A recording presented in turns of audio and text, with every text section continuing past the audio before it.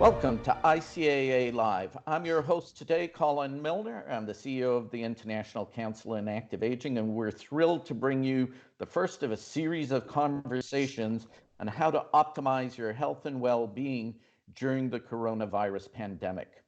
To kick this conversation series off, we're privileged to have with us today Dr. Richard Carmona, the 17th U.S. Surgeon General of the United States and Chief or Head of Innovation at Canyon Ranch, and Dr. William Schrank, Chief Medical Officer of Humana. Dr. Schrank will be your moderator for today. So without any further ado, I'd like to turn the conversation over to Dr. Schrank and enjoy this wonderful opportunity to learn. Well, thank you, Colin, and thank you to the ICAA for organizing this event. I think it's obviously incredibly timely, and we all are trying to make sense out of this really confusing time. We are in the midst of what is unquestionably the public health crisis of the decade, the generation, and there's a lot of anxiety and a lot of questions, and we're eager to have this conversation and try to get aligned around what we do and don't know. The great news is that we can ask somebody who has a remarkable background and a unique lens to apply to this public health crisis, Dr. Richard Carmona, and I think that there's a lot we can learn from Dr. Carmona, just from the sort of many perches he's sat in his career, to be able to give us some perspective. Maybe we could just begin, Dr. Carmona. Maybe you could just tell us a little bit about the virus, how it spreads, who's at the greatest risk, kind of level set for us a bit. Sure. Well, Will, first and foremost, it's so nice to see you again, be able to work with you again. And I want to thank Colin and both of you with Humana and ICAA coming together to allow us to get this valuable information out to the public who desperately needs it. So what we have is a unique circumstance, as you've outlined. We have a virus, a small microscopic particle organism that you can't see, that is kind of bringing the world down to its knees right now, and seized from us as far as our ability to move freely and so on. And so the public needs to understand why all of these things are happening. First and foremost, it's a virus that probably originated in an animal, that then transmitted to another animal, and then transmitted to a human, and it mutated. And all that means is it's changed its fingerprint. It has a little bit of a different structure now than it had before. And hence they call it a novel virus, because it's something we haven't seen. And what that means is, because we haven't seen it in our society or any place in the world, we don't have immunity to it, which means that the protection isn't there, which makes you a lot more vulnerable. Particularly seniors who have chronic diseases, people that have asthma, people that have cancer, HIV, people that are on certain drugs that immunosuppress. Those are drugs that blunt your immune system to try and help you get better from another disease, but yet can cause you to be more vulnerable today when this virus comes to your community or you personally. So those are the most vulnerable populations. This started, a couple of months ago in China, and it has grown very, very quickly. And now it's encompassed pretty much the whole world. And the reason it's important is that as we look at the epidemiologic projections, the population that can be affected in all of our communities in the United States, there's a lot of differences as how it's expressed in different communities. And so the most important thing is to realize, for most people, you'll get sick like a bad flu, but you're probably going to do okay. The people that are really at significant risk are those seniors who have chronic diseases. Now, that doesn't mean all seniors, because we have 70-year-olds and 75-year-olds that do marathons that are probably in pretty good shape.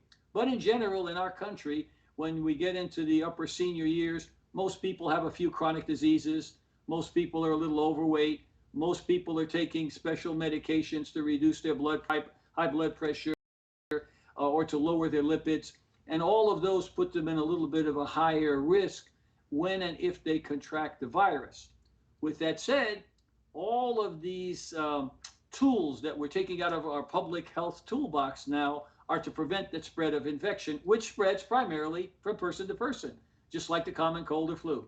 Sneezing, coughing, the microbes land on a table and it can stay there for a while. You transfer it, sharing your food, sharing your utensils that you eat with and cook with. All of those are ways that this can spread. But most importantly, it's the personal contact. The closer you are with others in that personal space. So that's why the public continues to hear about social distancing. Say a number of feet apart. Don't go to big meetings. And you see big concerts have been canceled. Baseball games, award dinners have all been canceled. And we're asking people to stay closer to home in an environment that they know where they can control the spread of infection. So that's the global landscape right now, Will. Yeah, that's really, really helpful. And I think you've really outlined one of the challenges that we face from a public health perspective. This is the risk is greatest in seniors. We are in a setting where we're asking seniors to stay home. They are at home going to feel, so the social distancing is important, but we don't want social distancing to be the same as social isolation. Right. And as we have seniors at home alone or at home with just a caregiver, keep seniors engaged. How do we make sure that we don't risk that they have difficulties getting to the store to get food? How do we make sure that those seniors who maybe have some anxiety or depression, that those conditions aren't exacerbated? How do we make sure that seniors with chronic conditions are able to continue to manage their chronic conditions consistently? How are you thinking about that in the setting of all the anxiety and all the concerns that are out there right now? Well, Will, it's a very good point, and it's something that my colleagues and I are thinking about quite often. We recognize that every day, almost 10,000 new people become baby boomers. So this aging population is growing. It's at a time when our birth rate is down, and we have challenges to how to care for those populations as we go forward. We also find that dementia is going up. That is loss of cognitive ability. So to your point, it's absolutely essential that we stay engaged with our senior populations, because we know that these loving relationships, seeing your friends, giving a hug, giving a kiss, things that you used to, you may have to temper that enthusiasm now, but there are other ways to stay connected so that you feel good. So that the digital space is one way. FaceTime is wonderful. I do it with my grandkids all the time. If it wasn't for FaceTime, I might not see them for months. So doing FaceTime, calls, having people visit, but then appropriate screening. What they've done at many of the nursing homes and senior centers now is to make sure that anybody coming into the environment does not have a cough, is not feeling sick. In fact, in some places, they're doing temperature checks so that if you have a fever, they don't put you in that environment, and they figure out a way to be able to talk across a barrier and make as much contact as you can without the physical contact and without the risk of exposing seniors who may be at risk. But to your point, I want to emphasize again, we should be doing everything we absolutely can to keep our senior population engaged, reading, writing, sharing information, music, things that help to defray the stress of this situation we're going through. Well, I could not possibly agree with you more. And I think one of the things so I think you've done a really nice job of articulating both some of the concerns about social context as well as physical and behavioral health. Let's dive a little deeper into the social context issues. Yes. We know that a large proportion of seniors, maybe on the order of 10% of seniors at baseline, are food insecure. At a time where ways of sort of additional income are limited, transportation is challenging, there's a perceived risk of going outside at all.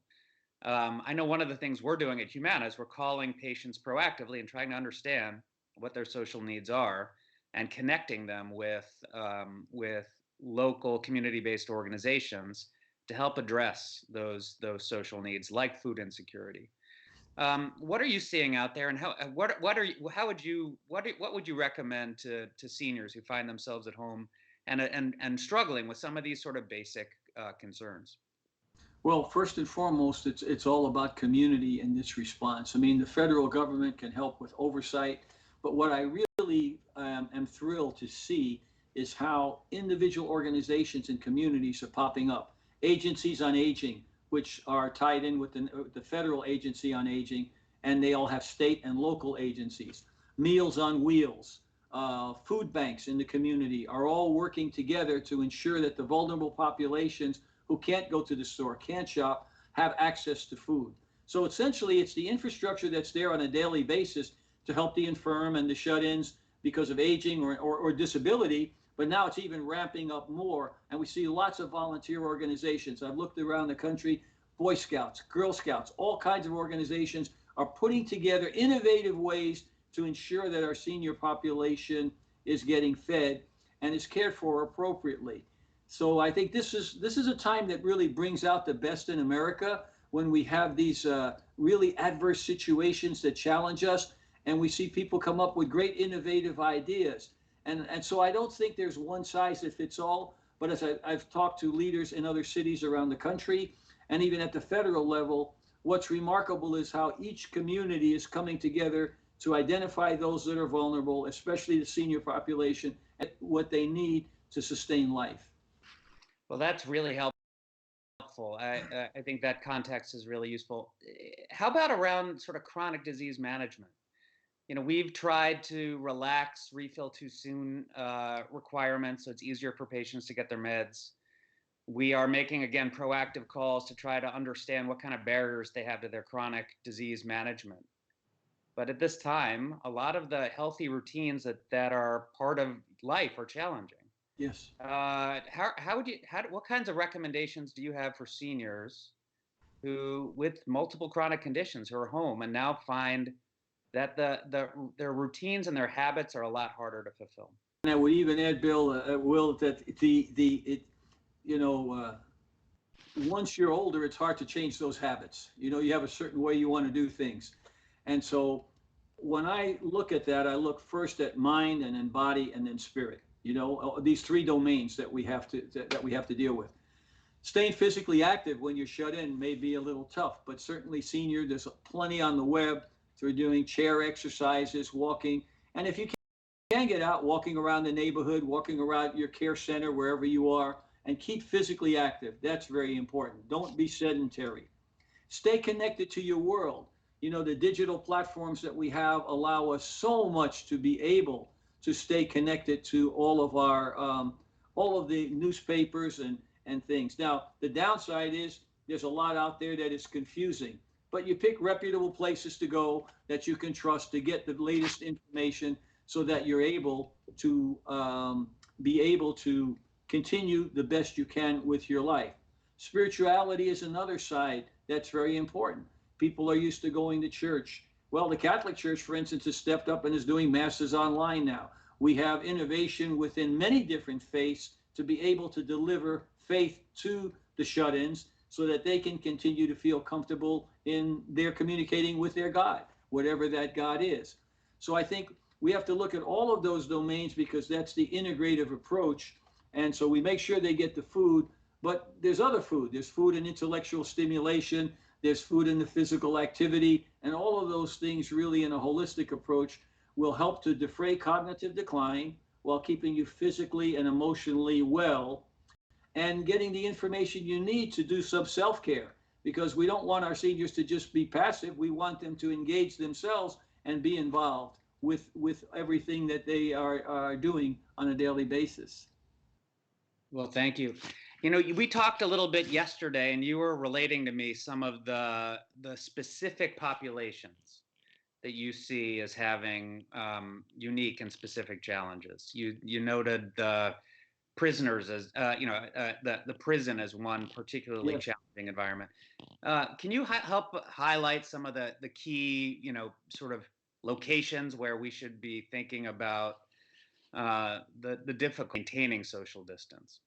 Absolutely. I'm happy to mention that, and I want to maybe put it within a larger framework for those who are listening that really want to learn more. There actually is a national plan called the National Response Framework that anybody can go online to dhs.gov, hhs.gov, or fema.gov and be able to download this.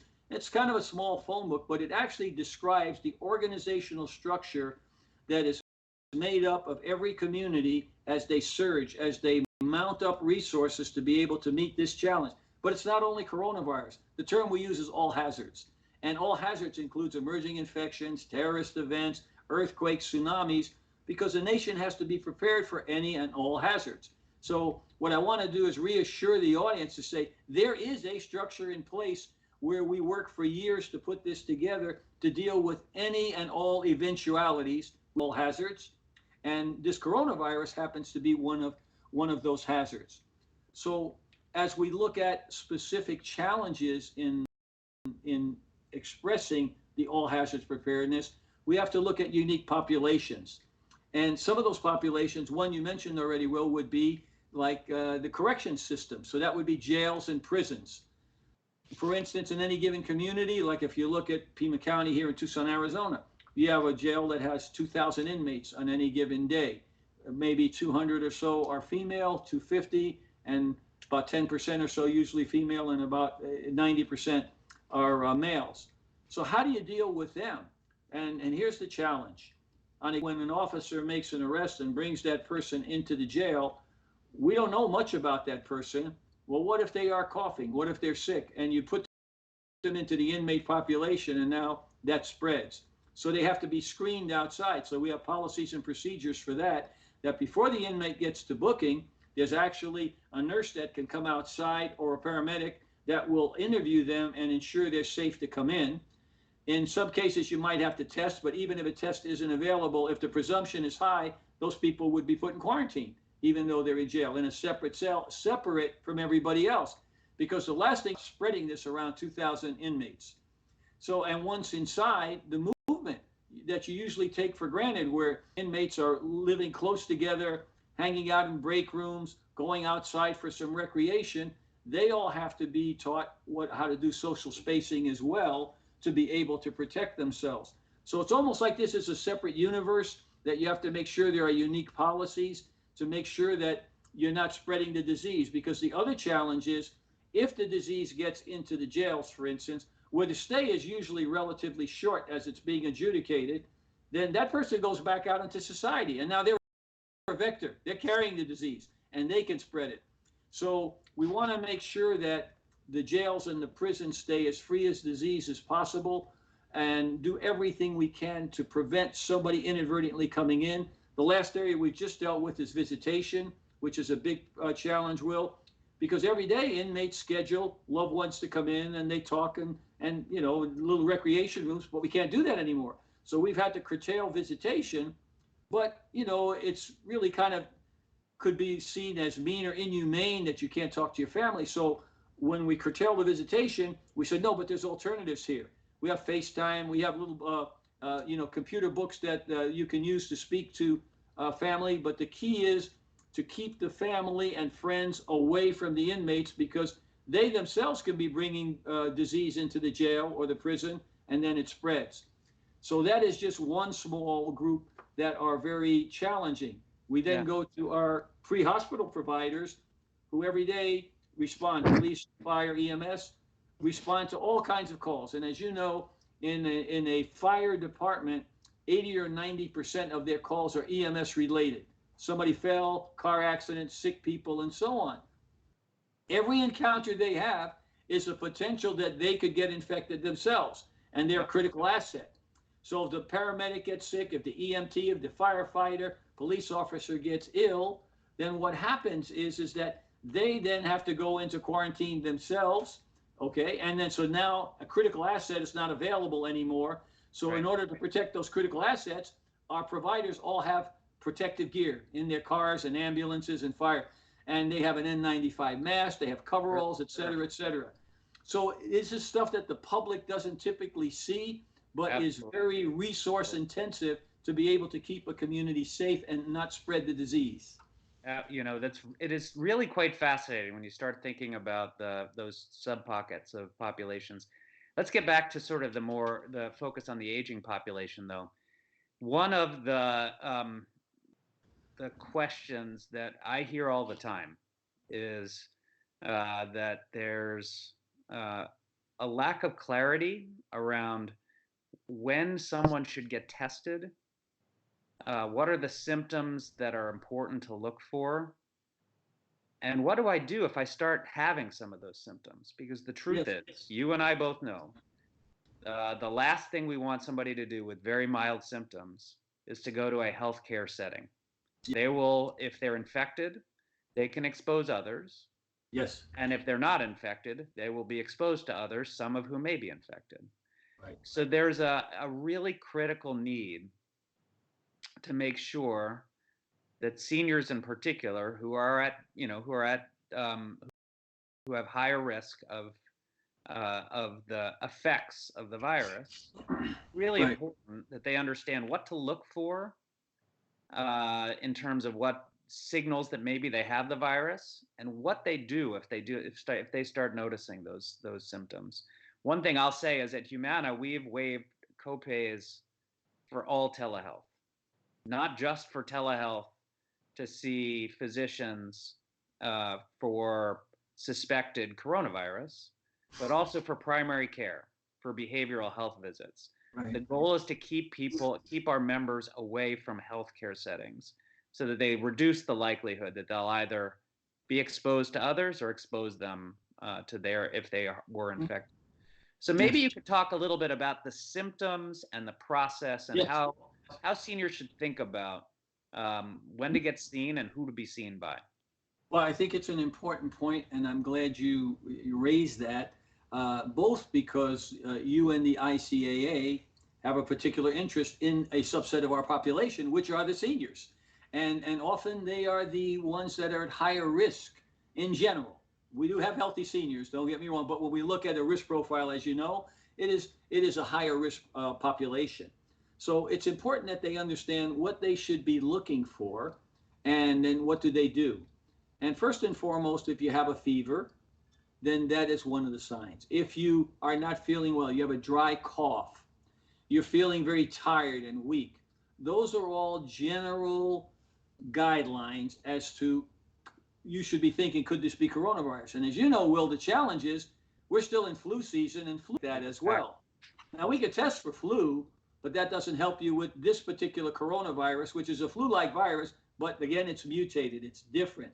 So people have to understand, one of the things that we've done, especially with our seniors, is to try and educate them as to how to handle this first decision. Your point earlier, Will, you don't want to go into an emergency room and say, I'm feeling this way. And most hospitals now will try and screen you. If you show up, before you get in the hospital, what we have recommended is that they have a little pop-up hospital or a kiosk where people can be questioned outside.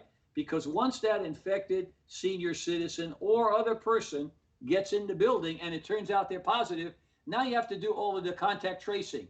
Who did they touch? How many clerks did they touch? The nurse that got the vital signs, the doctor that examined them, because potentially you've infected that environment. And from a national preparedness standpoint, those environments we call part of our critical infrastructure: hospitals, clinics, doctors, nurses, and so on. So we must do everything we can to protect the critical infrastructure, because that's who protects us. So if you contaminate an emergency room that then has to be decontaminated and maybe infect other people, that asset potentially is taken out of play. So what we would like the people to do when they're feeling ill is to, you pointed out already, call your primary care physician, call the hotline, use a digital health platform if you can, or a lot of programs will have a nurse that you can call for questioning, and they can give you directions. If you are ill enough that it requires hospitalization, then that's a separate issue. Then most people, even seniors, that when they're ill, they do not need hospitalization. So being able to have some directives and directed care, as you said, Will, through telehealth, telemedicine, simple phone call with a nurse to follow you. So we want to keep you home as much as possible. When and if you are ill enough that you have to go to the hospital, the question is, do you go yourself or is that a call to an EMS agency or an ambulance agency that takes you in? The pre-hospital providers now know if they get a call for a potential coronavirus, they will wear protective gear so that they don't become infected. And if they bring that patient to a hospital and the suspicion is high, like a history that this is a senior citizen who visited the grandchildren who were sick last and just found out that one of the adults in the home that they visited were positive for coronavirus. So now we have a higher risk. Then what would happen is that person would get screened outside in most of the hospitals, clinics, etc. They would then have protective gear put on them, and then they would be brought into a separate entrance, into a separate part of the hospital. And some communities now are even considering naming the coronavirus hospital so that you don't spread that around all over the community. You try and limit it to one hospital, because the challenge is if that person gets admitted, even with protective gear, into a special area that has a special ventilating system so you can't spread it in the hospital, then you have to make sure that all of the nurses and doctors and technicians that take care of those people can't work anyplace else in the hospital, because then they cross-contaminate. So either you have to put up a true firewall that you can only stay on one side, or the easier way, if there's a facility, you make sure that that facility is dedicated only for coronavirus patients, high-risk ones, or high risk if you can't get the test. And then that way it triages and reduces the risk for everybody else. So again, repeating, key is that if you are a senior and you're feeling ill, call your provider, text your provider, telehealth with your provider, get some direction. If you are at risk, they will give you directions as to what to do and do it in a safe manner. If it is something that is urgent, catastrophic, and it's truly an emergency, you call 911. And the 911 dispatch knows then that you're a high priority, and they will send people with appropriate protective gear to make the assessment of you and decide where you need to go. But that's a small percentage. It was really helpful. I think one of the themes that you were getting at, though, is one around capacity. Yes, you're talking about the health systems that are sort of delegating them or declaring themselves as they either do or don't take patients with coronavirus. And as we talk about the role of social distancing, it's a tactic in part to reduce the rate of infection. Yes. So we reduce the surge of infections, yes, so that we can maintain capacity for our healthcare system. Ideally, what we don't want to do is have such a fast peak that there is too much demand for hospital beds, for ICU beds, that we don't have the necessary supply. Yes. Do you have a sense today? I know that the social distancing has gone into effect pretty broadly, and we're waiting. I think we're waiting to see the impact of those policies. Do you have a sense of what the capacity issue looks like today? What kind of risk we've got, and where do you think we are? Well, I think the social distancing, it was the right thing to do. And it is challenging for some people that they can't go to the movies or go to a restaurant or recreate the way they wanted to. But it is the individual sacrifice we make to protect society, really. And, we are depriving rights to do those things, but again, for the greater good of society. As we look forward, if this continues to scale up, we are desperately short of certain assets. Ventilators for people who need a machine to breathe if they get very sick. So the person that has emphysema, the person that has chronic asthma, and they then get infected, they are more likely to need some respiratory assistance. And if that's the case, what we're looking at now is how to ramp up more ventilators. The other area is beds. And it's not just bed count, it's beds with an infected person, which is like an infectious disease unit that you have to have the special airflow in those rooms to make sure that the infection doesn't spread someplace else. Hence why I mentioned some people even thinking about walling off part of a hospital or having a separate building for people with coronavirus. So the resources are okay right now, but if we continue to peak, we will saturate the hospitals and emergency rooms. And what will happen then is that we'll have to start doing triage, meaning that we will have infinite needs and finite resources. And how do we allocate those resources to be able to care for a growing population. To your point, we want to see if we can flatten that curve, which is peaking now around the country in different places. New York probably being the big one now, the epicenter as they're calling it now. And the governor there has taken some extraordinary actions to be able to curtail the spread, because he recognizes that as this goes acute more and more, that curve is steep, that his hospitals, of which there are many in New York, are going to be saturated. And there may not be enough beds. There may not be enough clinicians. There may not be enough ventilators. So the idea is all of us work together to flatten the curve so that the disease incidence doesn't spike so much, but is distributed slowly over time and hopefully goes down with all the social distancing that we're doing. And in the meantime, we have scientists looking at a vaccine. We have antiviral drugs that are being tested. We have a number of national innovative groups that are thinking through different ways to deal with this. Everything from different lighting that can kill coronavirus to combinations of old drugs that we never thought would be used for this purpose. All of that is being tested now. Well, what would you advise? There is a lot of interest in some of those old drugs. So in particular, hydroxychloroquine, which is a medication that's it was originally for malaria prophylaxis, and now increasingly is used for lupus, for rheumatoid arthritis chronically, which is now in short supply because there's such demand after these anecdotes that maybe it's helpful for coronavirus. How are you interpreting that evidence around those medications, those older medications that may have some utility here?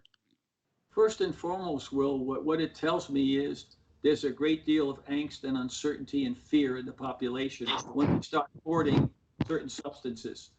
And so in this particular case, these drugs, which anecdotally and what we call in vitro, that is in a test tube, in a laboratory, somebody notices that this drug may kill this virus.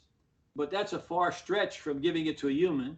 We don't know the dose, we don't know the efficacy, we don't know the complications.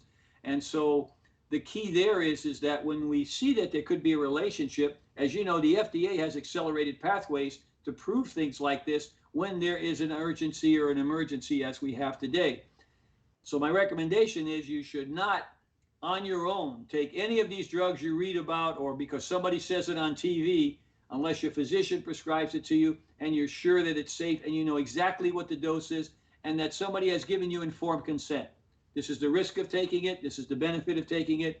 And as you know, that's an obligation that we as physicians have when we speak to a patient about any course of action is informed consent to that particular action. So the two things I see, I'm worried that the uncertainty is causing hoarding of everything from toilet paper to drugs. Yeah. And then the angst that it's causing, which you and I know, Will, we can look at that and look at it transactionally, but what it's telling me is with as much angst, anxiety in society, we're going to see peaks in mental health problems. We're going to see peaks in civil disturbances. We potentially could see peaks in suicide rates because of despondency. So the mental health, as you know, often gets marginalized when we're focusing on big physical health things. And I think it's something very important that we speak about because people do need outlets to be able to get rid of that angst, to feel reassured. And from many of us, our positions, what's very important is that we choose our words carefully, that we are informing and not inflaming, that we're helping to calm the population down, that the people who speak are people who have the credibility and the authority and the knowledge specifically about the issue, that it's comforting that you're talking to an expert in this. And that, again, the words chosen, because one of the things that I've been very concerned with is so many people speaking to the public, often not with the expertise necessary, but from a politician, that's not helpful because the public then is not sure what to believe and more angst and more anxiety. So I think those are important, but I wanted to emphasize, as I know you do, Will, the mental health aspects of this that often are forgotten when you see physically sick people. Yeah. Often there's a mental health component as well. Absolutely. Well, it is great that we have a trusted voice to help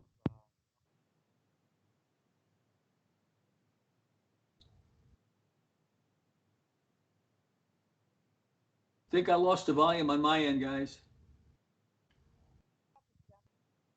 Course of volume There it is. I got it now. the normal course of symptoms for patients. There's such a huge range. Um, what should a patient expect who is exposed to the virus? What's the range of possible Sure. experiences?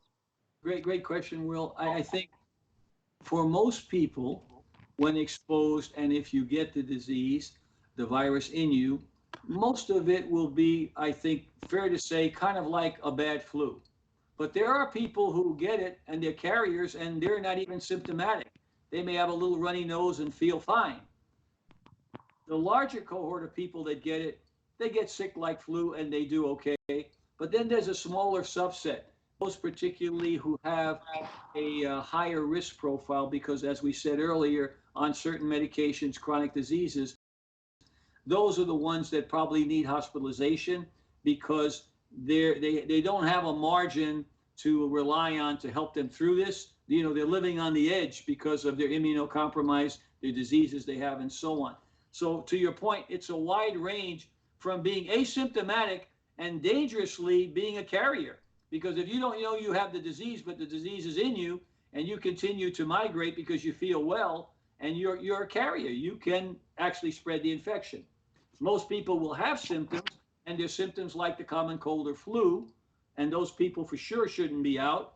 And the risky population on the other end are ones that we may have to deal with a little bit differently. So a wide range of presentations, as you alluded to, each being treated differently, but all should be practicing all of the social practices we talked about social distancing, spacing, and so on, to be able to all be contributors to reducing the spread of this virus. Well, that's incredibly helpful. So how do you think, many of seniors who are home have caregivers? Yes. Sometimes it's an employee, sometimes it's a family member, sometimes it's a spouse. Um, and I think that raises some concerns, especially if the caregiver lives elsewhere. Um, and I think that does create some anxiety around Yes. how that interaction should really occur to maintain safety. Well, Well, what do you recommend? Sure, Will. And it's a very important point, especially since we know that most of the care that's giving to our seniors who are living at home or in some type of a situation where they're dependent on others is given by friends and family. It's not by professional caregivers. It's Right. a mom who works and comes home and takes care of grandma, or a family that gets together to take care of an elderly grandfather who's debilitated, and so on. And so the key there is the information that's necessary is for all of those caregivers. If you feel sick, if you have a fever, do not go and give care because you're going to potentially infect that particular person that you love and you're caring for. If you're not sure, you call your physician or nurse practitioner, PA. If you can get tested, make sure you don't have coronavirus. If you're sick and you can't get tested, assume you do have it and don't go into an environment where you're going to make somebody ill. When you do go in the environment and you're feeling well, practice the same kind of public health guidance we give. Wash the hands frequently. At the place you're at, wipe down the counters with appropriate disinfectant. Use it as an opportunity to educate that senior citizen you're with what they can do to be able to protect themselves, and why you're wiping down everything, maybe wearing gloves, disposing of tissues and napkins in a certain way so as not spread infection. Just regular public health. But for some of our senior citizens who don't understand that, it may look odd to them, but I think it's an opportunity, what we call in medicine a teachable moment. When we're speaking with these people we have the privilege to care for, family or friends. So I think that's what is the raising the awareness, heightened awareness that even if you're healthy, you can still contribute to not spreading the disease, and making sure you take nothing for granted. Hand washing, using gloves, if you have to, a mask, all of those things to protect the vulnerable population and yourself, because you don't want to become a vector either. Right. Yeah, that's a good explanation. there's been a lot of discussion about how the federal government is stepping in. And for a couple of reasons. One has to do with addressing the public health crisis. The other is to shore up an economy that's been really dramatically impacted by the change in behavior associated with the spread of the virus. The first stimulus package that was passed was far more about infrastructure investment and public health resources, and investing in the development of a vaccination, stuff that sort of seemed very, very directly related to addressing the spread of the virus. Right. And for those who are interested, there is good progress on the vaccine. However, we're probably still a year out before our vaccine is available and ready for mass production. But the more recent stimulus bills that are much larger in size seem to be focused more broadly on addressing issues related to the economy, shoring up the economy, and addressing some of the financial liquidity issues in the healthcare system. Yes. How do you see the role of government at this point in the virus pandemic? Well, I think the government has a big role, as you apply on the health side, health and science, on the business side as well. Hence, we're hearing a lot of discussions today as to when can we kind of relax some of these social distancing things and let people get back into the workforce. And I think those are healthy discussions to have. However, we have to be guided really by the epidemiological information, which tells us where the disease is it climbing? It would be foolish to arbitrarily say in 2 weeks, we're going to go open up business and everything's going to start again. You may open the businesses, but you and I know you'll have a huge peak in disease still active in the community. What you want to see is that it's starting to diminish in a community, and then start to say, well, if we're going to consider the economics, which we should, don't get me wrong, but I said we want to do it smartly because we're looking at the intersection of prudent science and health with the economy, with the economics. So we want to get those businesses open, especially those small businesses. But then we have to say, okay, well, who should? And maybe one thing in the conversation would be, well, maybe we should first start with young, healthy people in the workforce and not bring out people who are maybe more vulnerable until we're sure this is going to die off, the virus dies off. And again, as you know, there's epidemiologic curves that we can follow. We look at the incidence decreasing in a given community.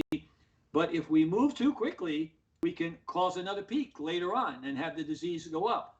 So I think it's important that informed people have this discussion, because we can't afford to just sit out for a year and not have any economy. That doesn't make sense. And the other thing we have to worry about as this goes through the summer, you and I know that's the beginning of the next flu season. So that even gets complicated more. So smartly moving forward with the best scientific information, working with the economists to see where we can get less vulnerable populations back in the economy to be able to start growth in our systems. I think those are the discussions that will be ongoing and will be dictated based on the best science, merged with the best economic principles working together. I could not agree with you more. Completely agree. And I think actually to kind of start bringing this home, it's useful to put this public health crisis into some context.